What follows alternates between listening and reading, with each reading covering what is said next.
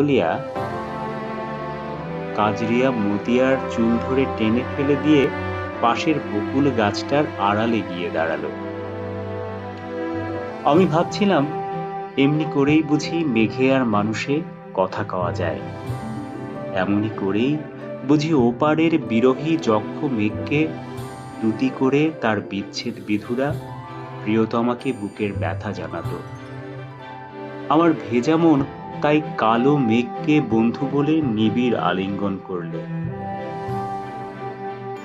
চমকে চেয়ে দেখলুম সে কখন এসে আমার পাশে দাঁড়িয়ে আছে। তার গভীর অপলক দৃষ্টি মেঘ পেরিয়ে কোন অনন্তের দিগ্বলয়ে পৌঁছেছিল সেই জানে। তার পাশে থেকে আমারও মনে হলো ওই দূর মেঘের কোলে দাঁড়িয়েছি শুধু সে আর আমি, কোথাও কেউ নেই।